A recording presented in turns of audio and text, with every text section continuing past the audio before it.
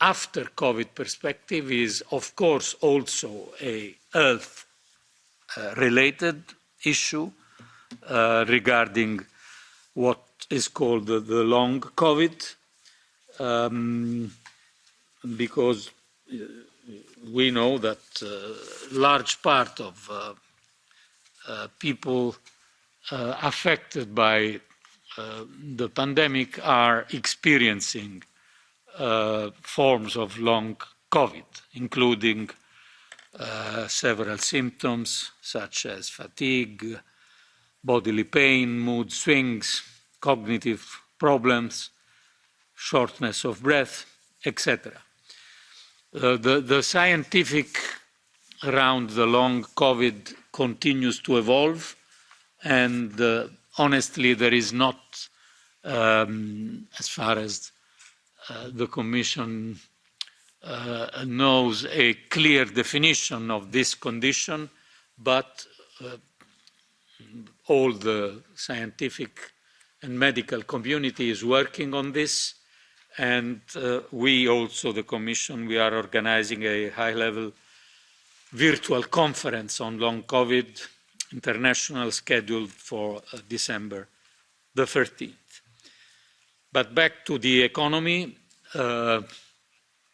looking after the crisis, I think that we need again a strong Chair, dear Mr. Commissioner, for many times I talked in this committee about the consequences after the infections. And as a side remark, I want to say what you did today to mention as a high politicians from the European Union, long COVID, in your input statement is so important, because many patients were waiting for this high-level politicians really grab on this issue, and because they want to be seen, they want to be acknowledged with what was happened to them. And this is really, I really from my heart, I congratulate on this. This is a very good step forward on this issue. And of course, we very often looked on this particular issue from a health perspective, but as we're today like watching on the or looking at the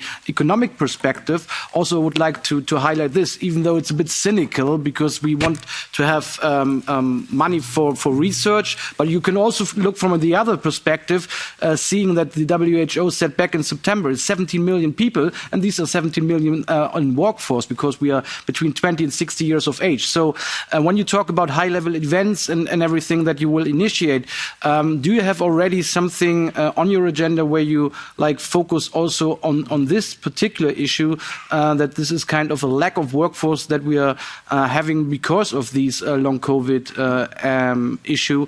And well, if you could share and elaborate a bit on this, that would be highly appreciated. Thank you. As far as the long COVID is concerned, I think you are right that it is even important to recognize this from a public point of view, to recognize that the impact, also the psychological, for example, impact that are frequently less obvious than physical impact, are there. They are scientifically proved and demonstrated at global level. This has an impact also in the labor market, difficult to assess until now, because we have a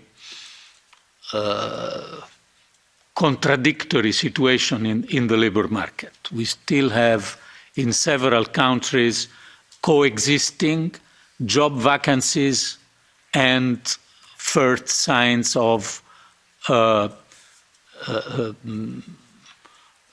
addressing to short-time work schemes. These two tendencies are coexisting in several member states. So overall, if you look to the unemployment rate, we are in a very good situation. We have the lower unemployment rate since 15 years at the EU level. But at the same time, what the Americans call the Great Resignation the fact that many people are deciding to leave their jobs before the normal time is existing, and how these two trends will combine themselves with inflation, with the energy crisis, I think is very important. From a public policy point of view, I think we should be ready to use our automatic stabilizers and our welfare systems to protect jobs, especially in some sectors. My concern is that now, when businesses will make their plans for next year and the next 2 years, energy prices, difficulties, competition from other parts of the world could bring some business sector to difficult decisions that, of course, we have to not to encourage, the opposite, but at the same time we have to be ready at national level and, if needed, at European level to support again jobs. It will not be a universal again story. It will be a sectorial story connected with sectors that are consuming more energy.